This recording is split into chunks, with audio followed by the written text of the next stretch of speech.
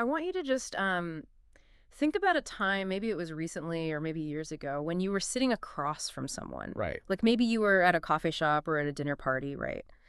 And they were telling you this long, drawn out story about a breakup. Oh, yeah, we've all been there. Yeah, or maybe a falling out with a best friend or a business partnership that just went completely, disastrously south. Exactly. And as you sat there, holding your coffee, just listening to them talk, you started to notice a pattern. A very specific pattern. Right, because in their telling of the story, they were the absolute, unblemished, completely innocent victim. Like they did absolutely nothing wrong. Nothing. And the other person was this absolute mustache twirling villain. Right. Like everything the other person did was just calculated malice, and everything your friend did was just a pure, noble reaction to that malice. And you just sit there nodding.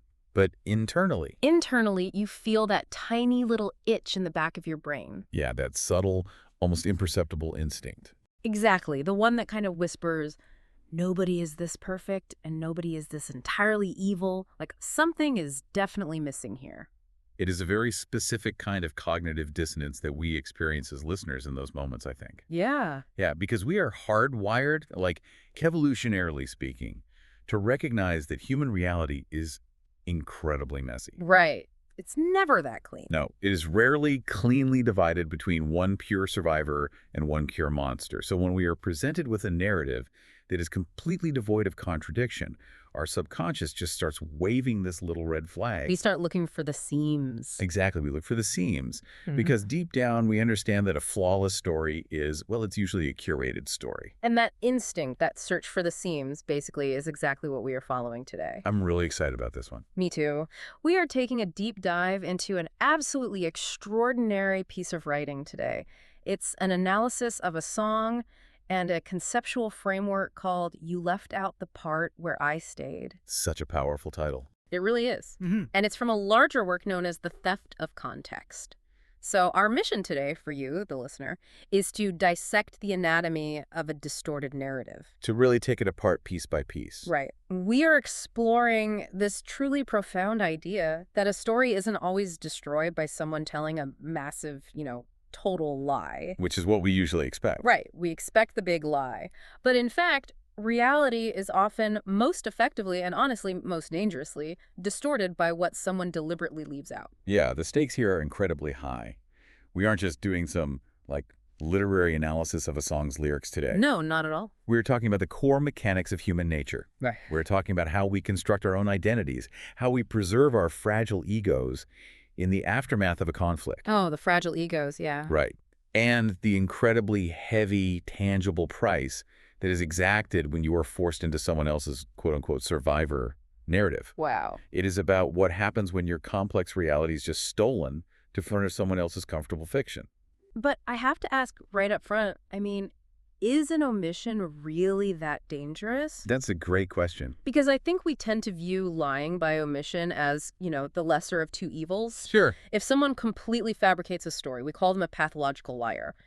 But if they just leave a few things out, we tend to think, well, they were just saving face. Right. We excuse it. Yeah, so is leaving a detail out really capable of completely warping reality? It is actually far more capable of warping reality than a total fabrication, surprisingly. Wait, really? How? Well, a total fabrication is fragile. Like if I tell you I was on the moon yesterday, it only takes one piece of contrary evidence to shatter the entire lie. Okay, yeah, that makes sense. But an omission uses actual, verifiable facts to build a false structure. Oh, wow. Yeah, the facts are true, but the architecture is a lie.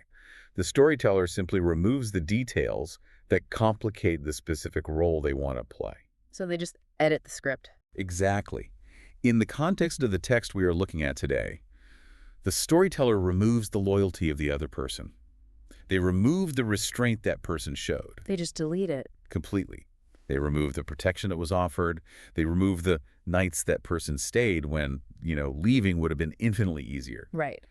And perhaps most crucially, they completely remove the fact that the person they are now labeling the villain once stood directly between the storyteller and the very consequences they were terrified of facing. Man.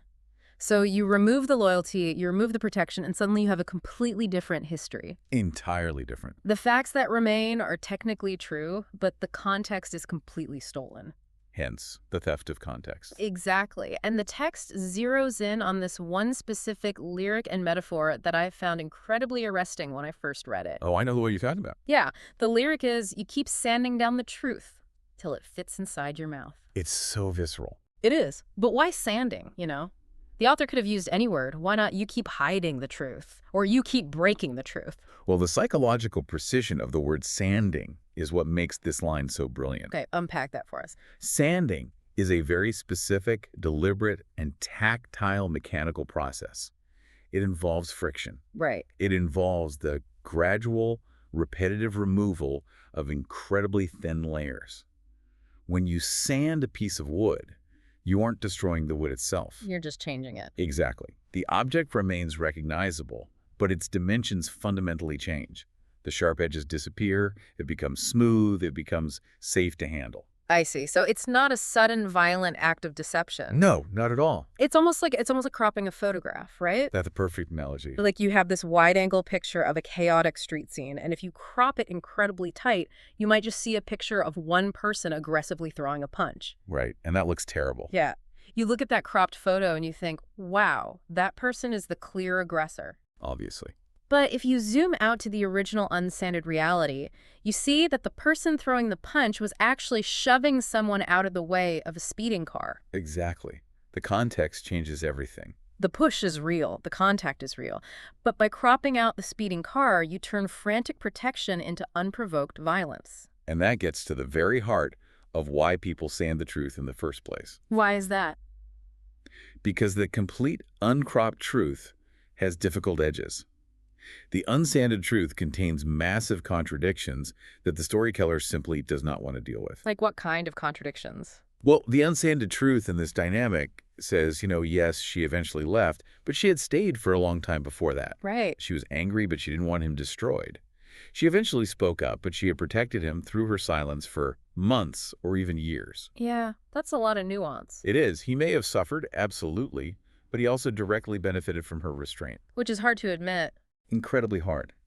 The unsanded truth requires the storyteller to acknowledge that they were hurt, but they also caused harm. We really hate doing that, don't we? Well, we despise it. As humans, we hate holding those two ideas in our heads at the same time. I was hurt, but I also hurt you.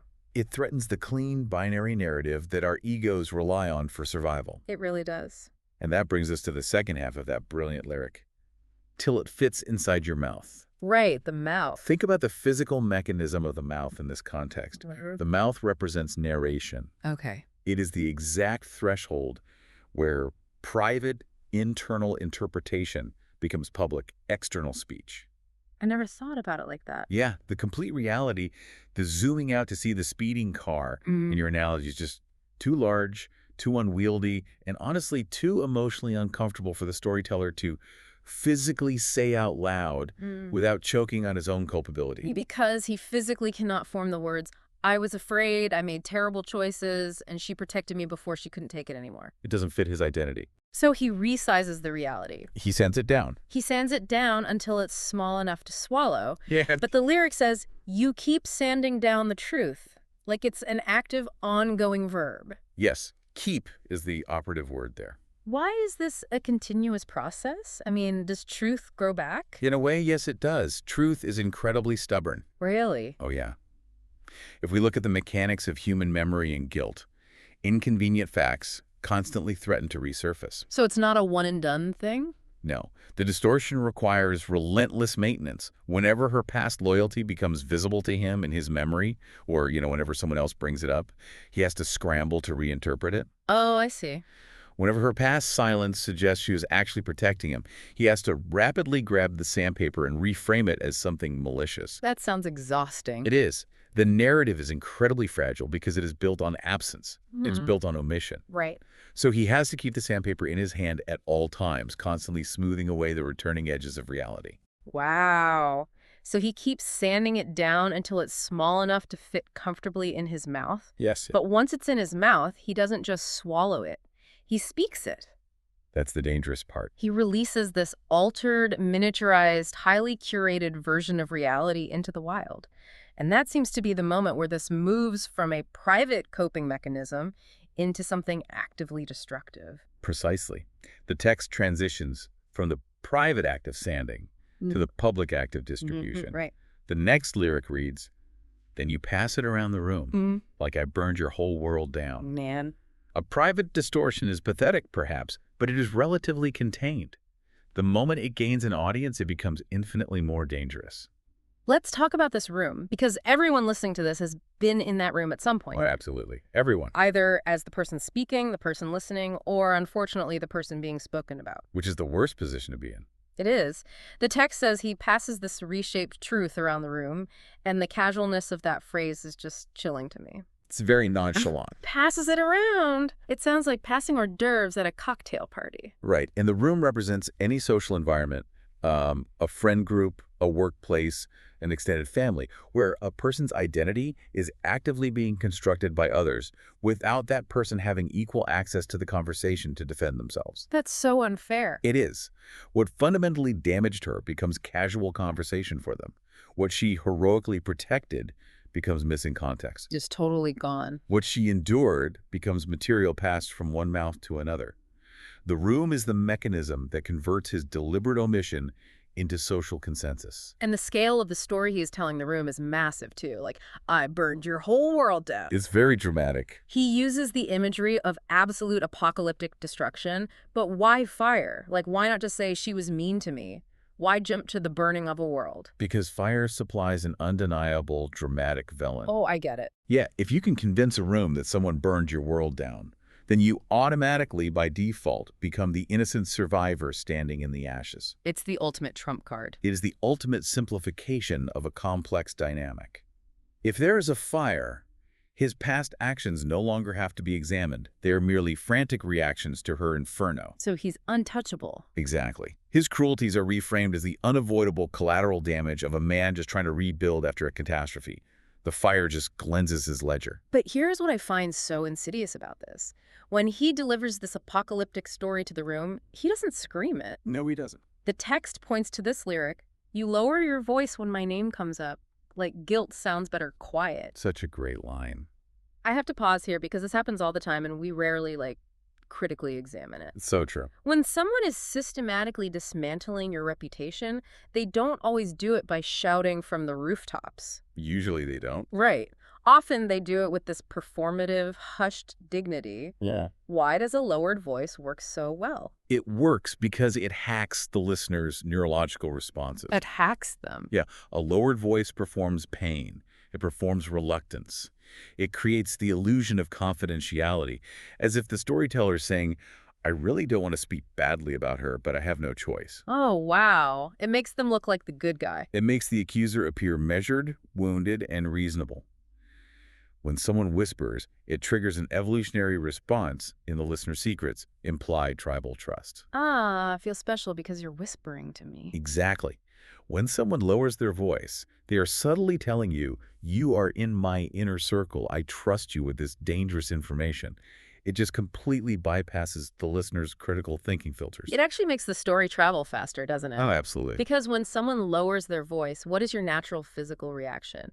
You lean in. You want to hear it. You physically lean into the gossip. The listeners feel like they're being entrusted with a heavy, painful secret, rather than realizing they're acting as accomplices in a character assassination. They think they're helping a victim. Yeah.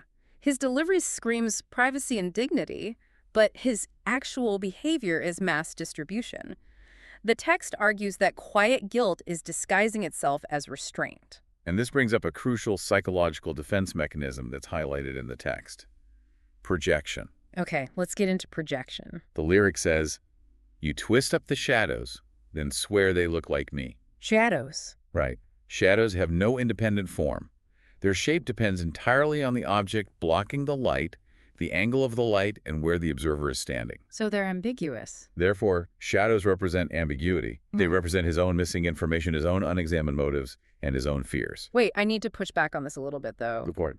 Is this guy just a calculated evil mastermind? Like, is he sitting in a dark room scheming, thinking, I'm going to twist these shadows and trick everyone into hating her? That's a very fair question. Because that feels almost too comic book villain to be real human behavior, you know? It is a vital question, and it's where the text offers profound nuance. The answer is usually no. Okay. He is not a calculated mastermind. Twisting the shadows and swearing they look like her is most often a subconscious survival mechanism. It's subconscious. Yes. Yes. He is taking parts of himself he cannot face. His own guilt, his own shame, his own capability for betrayal, and shaping that ambiguous emotional material into her outline. So he's giving his bad traits to her. His fear of being exposed becomes evidence in his mind that she is dangerous. Wow. His own suppressed guilt becomes proof that she is plotting to punish him. What rightfully belongs to his own darkness is just slapped with her name. So projection is experienced by him as recognition. Yes, that's exactly it. He doesn't say to himself, I am terrified of what I've done. He says she is a terrifying person. Right. And if the room is already primed to fear the shadows because of the stories he's been whispering, just placing her name on the shadow is enough to convict her. Exactly. And once that happens, the text notes a terrifying evolution. The story grows teeth. It grows teeth. It becomes socially alive. It does. It is no longer just an inaccurate memory living in his head. It becomes capable of autonomous injury. It's like a monster on the loose. It enters rooms before she does. It begins to shape how neutral third parties interpret her completely neutral behavior. It learns to consume contradiction. The way the text lays this out is just chilling to me. Once the story has teeth, it doesn't matter what she does. No, it doesn't. It eats everything and turns it into proof of her guilt. Like, if she speaks forcefully to defend herself against these whispered rumors, the room says, see, she's aggressive and unhinged, just like he said. Right, she confirms the bias. But then, if she realizes defending herself is pointless and remains totally silent, the room says, her silence proves she's guilty. She has nothing to say for herself. A lose-lose situation. Exactly. If she calmly explains her side, she's manipulative. If she refuses to explain, she's hiding something. If she shows pain, she's performing for sympathy. If she remains composed, she's a cold, calculating sociopath. It's a trap. It really is. The story creates a closed loop where contradiction is just turned into food for the narrative. And this leads us to the ultimate, profound reversal of the fire metaphor. Oh, yes. Let's talk about the fire again. Remember, the accuser claims she burned his world down. Right. He's the victim of her arson. But the chorus reveals the actual unsanded reality of what happened. You dragged my name through the fire I saved. The absolute betrayal of that line. That's heartbreaking. It is. In his whispered story to the room, she is the arsonist. But in the complete unsanded reality, she was the firefighter. Yes. She was the one standing in the flames, taking the heat, trying to prevent the fire from consuming him. And this creates a massive, insurmountable narrative contradiction for him. How so? Think about the logic of it. How do you maintain to a room full of people that someone is an absolute, irredeemable villain if the complete truth shows that they were actually the one who protected you when you were at your most vulnerable? You can't. Exactly, you can't.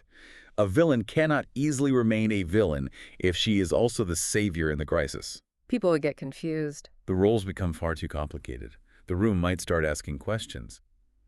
So, to preserve his status as the innocent survivor, he has to completely, ruthlessly erase her loyalty. He has to delete it. He has to erase the part where she stayed. And that brings us to the absolute core of this piece and the title itself. You left out the part where I stayed, then called the silence private. That word, stayed. Yeah, I want to really dig into the word stayed. Because when I first read it, I thought, okay, she stuck around. Sure, just physically present. Right. But the text makes it very clear that staying is not a passive act. It doesn't just mean she happened to be geographically located in the room when things went bad. Why is that distinction so important? Because was there is passive. Okay. Stayed implies that leaving was a very real option, an easier option, and it was repeatedly, consciously not chosen. She made a choice. Every single day. The text unpacks the incredible density of that one word. Stayed contains time. It contains immense, grueling loyalty, patience, restraint, hope. That's a lot for one word to hold. It contains a very heavy personal cost. It involves repeated decisions not to walk away and repeated decisions not to expose everything she knew about him to the world. And the author emphasizes that staying doesn't mean she thought everything was fine, right? No, not at all. It doesn't mean she made perfect, healthy choices every step of the way, or that the relationship wasn't messy. Right. It just means that his grand claim that she always wanted his destruction, that she was always maliciously plotting his downfall, is mathematically incompatible with what she actually did. It doesn't add up. Exactly. A person who only wants to ruin you doesn't stick around long enough to protect you. No, they don't. They don't withhold the very information that could be used as a weapon against you. The deeper injury, as the text points out, is not simply that he was oblivious to her loyalty. It's worse than that. It's that he actively consumed it. Wow. He benefited from it directly. He used her protection to survive whatever crisis they were in, and then he constructed a reality in which that protection never occurred. He calls the silence private, then called the silence private. Mm-hmm. This is where the text gets incredibly sharp about the weaponization of language. Yes, this part is fascinating. Because normally we think of privacy as a virtue. Yeah. It protects dignity. It protects boundaries. Right. I mean, I want my medical records private. I want my conversations private. How does a good word like private become a weapon? Well, the text asks us to examine the exact moment when the concept of privacy shifts from protecting mutual dignity to becoming what it calls enforced erasure. Enforced erasure. Right. He uses the respectable, honorable word private to disguise an entirely parasitic arrangement. Okay, break that down for us. Let's look at the mechanics of it. Her silence protected him from consequence. His silence erased what that protection cost her. Oh, man. The benefits were entirely asymmetrical. He received a shield of confidentiality. She received a barrage of misinformation about herself spreading through the room. So he basically used her quiet, her ethical refusal to air his dirty laundry as a blank canvas to paint a picture of a monster. Yes, he took advantage of her ethics. Which brings us to the physical toll of this dynamic, because she isn't just floating through this unaffected. No, she is deeply affected. There is a lyric here that is so visceral, I actually winced when I read it. I kept my mouth shut with blood in my cheek. This is the somatic center of the entire narrative. It's so intense. The contrast here is profoundly disturbing. Earlier, we established the mechanics of his mouth. Right, sanding the truth. He sands the truth down so it fits comfortably inside his mouth. He makes his truth smaller and smoother so we can speak it without choking. Yeah. But here we see her mouth. She is holding the entire unsanded, jagged truth trapped inside her mouth. And it's huge. And it is so large and so sharp, and she is biting down on it so hard to prevent herself from speaking it and destroying him, that it is literally causing her physical injury. She is bleeding. She is bleeding. His comfort is entirely subsidized by her physical injury. That's a perfect way to phrase it. His mouth turns his omissions into a public story. Her mouth turns her protection into an internal wound. I want you, the listener, to really imagine the physical sensation of that for a second. It's a heavy thought. It really is. Imagine holding a truth so tightly in your jaw purely to protect someone else from their own consequences, while you watch that exact same person use your noble silence as an opportunity to convince everyone you know that you are a villain. It's crazy making. The psychological toll of turning that kind of force inward, of biting your own cheek rather than biting the person attacking you, is staggering. It's a form of immense self-harm disguised as loyalty. Self-harm disguised as loyalty. Wow. And the text makes a profound psychological observation here. When speech is morally prohibited, because she refuses to cross her own moral boundary and ruin him, even though she has the ammunition to do so, the body becomes the archive of the secret. The body keeps the score. Exactly. The body holds what language is not allowed to express. Her bleeding cheek is the physical record of the truth the room is not allowed to know. So if she's internalizing all this damage by staying quiet, what is he doing with all that open space she left him? He's building. Right.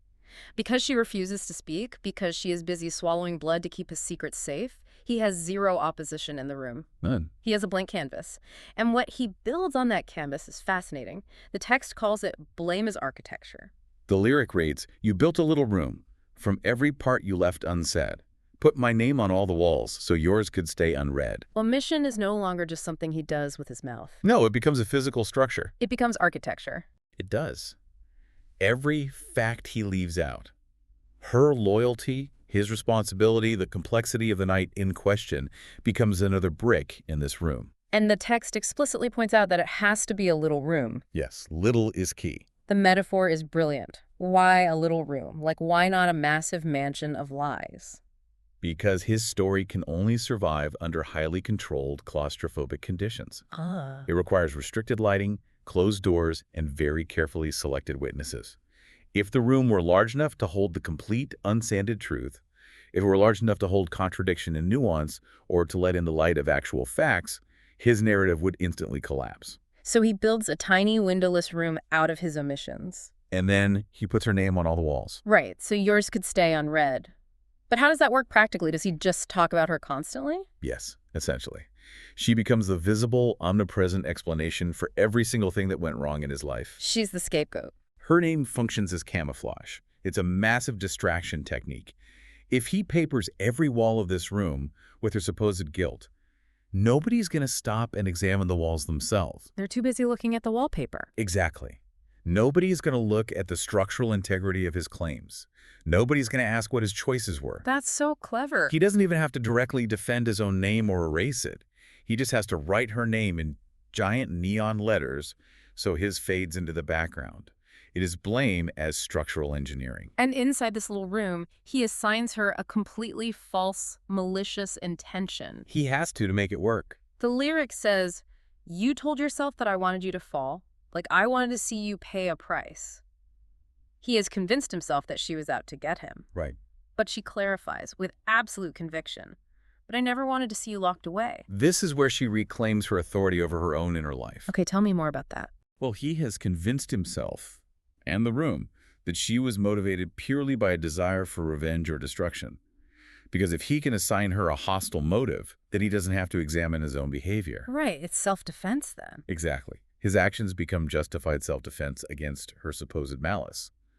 But she states clearly, "I didn't want you destroyed." She denies the motive. And the text notes a crucial piece of emotional intelligence here. She could be furious, she could be deeply hurt, she could be exhausted by him, while still refusing to reduce his life to the worst possible outcome. That's incredibly mature. That level of emotional complexity, being angry but still wishing someone well, simply cannot exist inside the little room he built. Because a villain is supposed to enjoy the hero's fall. And she did not. But trying to prove that to him, trying to show him her complex humanity, seems completely pointless. It is futile. And the text captures this futility with one of the most haunting lines in the entire piece. "Done bleeding proof on a crooked floor." It's such a striking image. Okay, we need to unpack the crooked floor. Yeah. Because earlier we talked about her bleeding cheek, the internal wound. Yes. Now the blood is dripping out onto the floor. A floor is supposed to be a foundation. Right. When you place evidence on a level floor, it stays where you put it. It establishes a shared, objective reality. Okay. But if the floor is crooked, if it is structurally tilted, gravity takes over. Anything you place on a crooked floor will immediately roll into the corner that the room was designed to feed. Oh, man. It's like walking into a rigged casino. That's exactly what it's like. You go up to the roulette table and you say, "Look, I have all this proof. I have all these chips of truth. I have text messages. I have witnesses. I have my own clear documented intentions." You have the evidence. And you place your truth on the table. But the table is slanted. The wheel is weighted. Right. Offering more truth to a dishonest framework doesn't create fairness. It just gives the rigged system more of your energy, more of your chips to absorb. The game was designed for you to lose before you even walked in the door. That is exactly the mechanism. The text calls it a system designed to make every proof confirm the accusation. Confirmation bias made structural. Yes.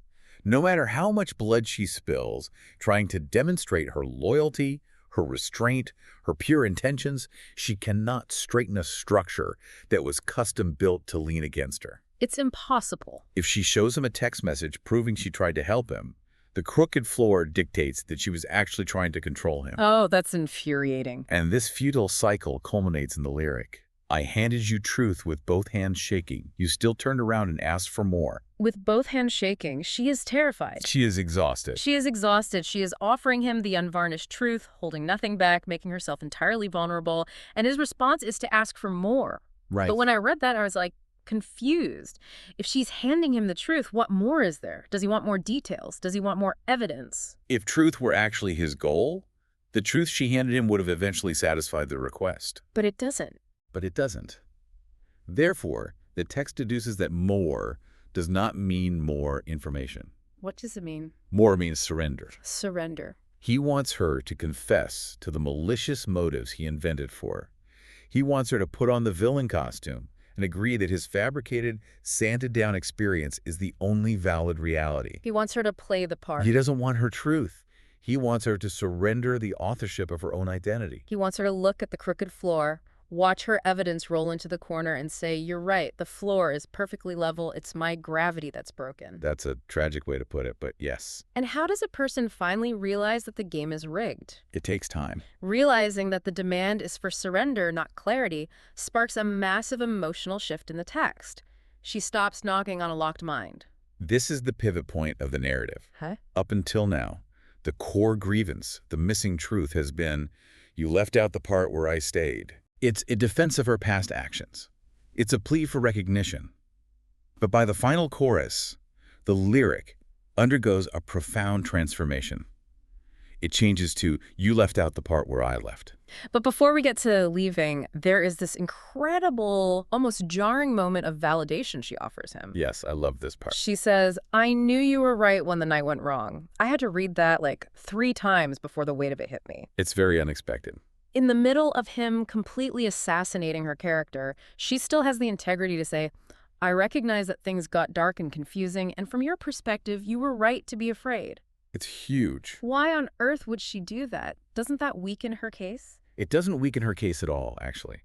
It gives the text immense ethical depth. How so? She's doing the exact opposite of what he is doing. He is aggressively sanding down her truth to create his perfect innocence. Right. She refuses to sand down his truth. She grants him his perspective. She acknowledges that his pain was real and his fear was real. But, and this is the crucial boundary, she refuses to let his truth erase hers. His pain does not grant him a license to rewrite her history. Both realities can exist. Both realities can exist simultaneously. It's astonishingly emotionally mature. Like, she doesn't have to make him a 100% wrong, evil monster in order to defend herself. She doesn't need to build her own little room. Exactly. She doesn't need to build a room and put his name on the walls. She can exist in the complex reality where they were both hurting. Yes. And that maturity is what allows her to transition from "I stayed" to "I left." Let's talk about the massive paradigm shift of that final lyric. If the song or the text only ever ended with the plea, you left out the part where I stayed, it would inadvertently suggest a very dangerous idea. What idea? That indefinite suffering is the ultimate proof of loyalty. Oh, wow. It would suggest that the longer you bleed on a crooked floor, the more virtuous you are. And a lot of people think that way. They do. But changing the final line to, I left, completely shatters that trap. I left restores her boundary. It restores her agency. I love how the text explicitly connects these two concepts. It says, stayed explains her heart. Left explains her boundary. Beautifully put. They are not opposites. They are not a contradiction. They are just different stages of the exact same history. Leaving later does not make the earlier loyalty false. Right. And staying earlier does not create a life sentence of obligation to remain forever. Now, we must recognize that he will inevitably try to frame her leaving as the ultimate proof of his narrative. Of course he will. He will tell the room, see, she abandoned me, she disappeared. This proves she never cared about me at all, just like I told you. But the text reclaims the act of leaving. It's not a passive erasure. No. She wasn't deleted from the story because she couldn't hack it. She made a conscious, active choice. She chose to leave. She looked at the crooked floor, she looked at the little room, and she said, I am choosing to stop allowing my loyalty to be used as a weapon against me. She reclaims the authorship of her departure. And with her agency fully restored, she had to figure out what to do with this massive physical truth that she's been carrying in her bleeding cheek and in her shaking hands this whole time. Because it's heavy. Once she makes that choice to leave, she's still holding all this truth. How does she finally put it down? Having reclaimed her agency, she now turns and addresses the audience, the room, The people listening. the people he passed the sanded down truth to. She says, I'm not clearing my name for people who like the smoke. People who like the smoke. People who like the smoke. Let's talk about them. Yeah. Because the room isn't just full of innocent, passive listeners, is it? No, and smoke is a brilliant metaphor here. Yeah. Smoke suggests that there is a fire, but it obscures everything else. Wait. It hides where the fire started. It hides what is actually burning. And crucially, It hides who is trying to put it out. It blinds everybody. And the text makes a very sharp sociological observation. Some audiences do not want clarity. Wait, They do not want the smoke to clear. right. Because the smoke is entertaining. It's exciting. The smoke is the spectacle. It's the gossip at the dinner party. It's the thrill of having a villain to point at without having to look at your own flaws. Everyone loves a good villain. If the smoke cleared and the complex, unsanded truth was revealed, the entertainment would be over. The party's over. The text says that trying to clear your name for an audience that enjoys the misunderstanding keeps you permanently trapped on a witness stand. Yes. You are constantly acting as a defendant in a trial where the jury is just there for the drama. You cannot earn fairness from an audience committed to the wrong version of the story. It's impossible. So she gives up the crowd. She surrenders the room to him. And in doing so, she finally finds a place for the truth. Where does it go? The lyric says, I left the truth on the table and locked the door behind me. I want to trace the progression of the truth's physical location throughout this analysis because the text maps it out so intentionally. Do it. It's quite a physical journey. In the beginning, the truth is sanded down and placed comfortably inside his mouth. Right. Then the unsanded, complete truth is trapped inside her mouth, causing her cheek to bleed. Ouch. Then the truth becomes a puddle of blood on a crooked floor. Yeah. Then the truth is held outward in her shaking hands as an offering. And finally, it rests on a level table. The table, the crooked floor, is finally resolved by the level table. Exactly. The table provides the stable surface that the floor never could. That makes so much sense. She takes this heavy, bloody, complicated truth, and she sets it down. It no longer requires her body to act as its archive. She doesn't have to carry it. It no longer requires her physical injury to exist. Yeah. The truth is intact, it is stable, and it is external to her. And once she places it there, she turns around and walks out. And lock the door behind me. This is the final masterstroke of contrast in the text. The two locked doors. The two locked doors. Earlier, we talked about how she was exhausting herself knocking on his locked mind. Right. She thought if she just found the right combination of words, if she just bled enough truth, his mind would unlock. But his mind was locked to protect his denial. Yes. His lock was an instrument of delusion. It kept reality out. And hers. Her lock, the lock on the door she closes as she leaves the room, is an instrument of a boundary. A boundary. She's not waiting for him to finally understand. She's not waiting for a confession. Wow. She closes her own door. Wow. And a boundary, importantly, does not require the agreement or the understanding of the person it is excluding. His lock preserved a fiction.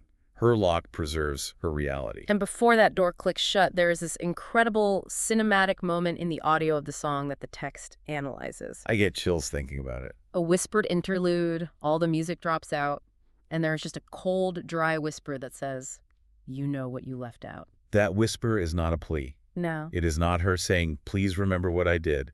It's not her begging, please tell them the truth. It's not desperate at all. The text calls it a verdict. It is cold and it is authoritative. You know what you left out. A verdict. At some deep subconscious level, beneath all the sanding and the shadows in the little room, he knows she stayed. He knows she protected him. Even if he never admits it to the room, the knowledge exists within him. And the genius of it is, she realizes that whether he ever admits it publicly is completely irrelevant to her freedom. It doesn't matter anymore. She doesn't need his confession to validate her reality anymore. She whispers the verdict, leaves the truth on the table, and walks out. Because she finally understands that endless self-defense is a form of self-abandonment. Say that again. Endless self-defense is a form of self-abandonment. If your peace requires the architect of the little room to dismantle his own walls, you will live inside those walls forever. That is so powerful. She simply stops living inside his version of the story. What an incredible journey this text has taken us on. Let's recap this, because the sheer density of what we just explored is, staggering. It really is a lot to take in. We watched a story, a human narrative move through a sequence of distortions. It was sanded down in a mouth. Yes. It was passed around a room of eager listeners. It was built out of shadows and fire. It drew blood inside its cheek. It bled out onto a crooked floor. It was offered with shaking hands. Entirely. And finally, it was placed on a level table behind a locked door. And the ultimate takeaway, the philosophical core that the author of The Theft of Context wants to leave us with, is the resolution of that duality. Which is? You do not have to condemn the person who stayed. in order to become the person who leaves. Right. They are the same person navigating different fields of survival. Loyalty and boundaries do not cancel each other out. Yeah. They can, and often must, exist in the exact same history. You can honor the loyalty you showed in the past without requiring yourself to continue the sacrifice into the future. Precisely. You are allowed to stop carrying someone else's survival story. Exactly. And I want to leave you, the listener, with a final thought to mull over, building on everything we've discussed today. Please do. Think about the stories you tell yourself about your own past conflicts. Not the stories others tell about you, but the stories you tell about others. Ooh, that's turning the mirror around. If we are all honest with ourselves, we all possess a little room somewhere in our minds.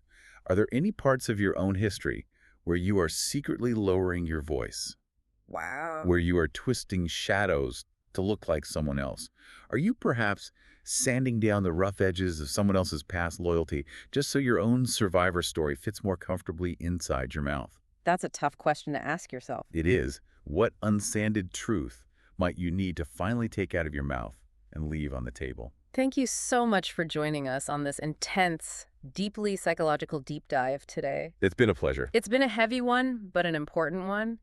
And as you go about your week navigating your own rooms and your own narrative, just remember, sometimes finding your peace isn't about finally winning the room. Not at all. Sometimes peace is just having the courage to leave the truth on the table and lock the door behind you.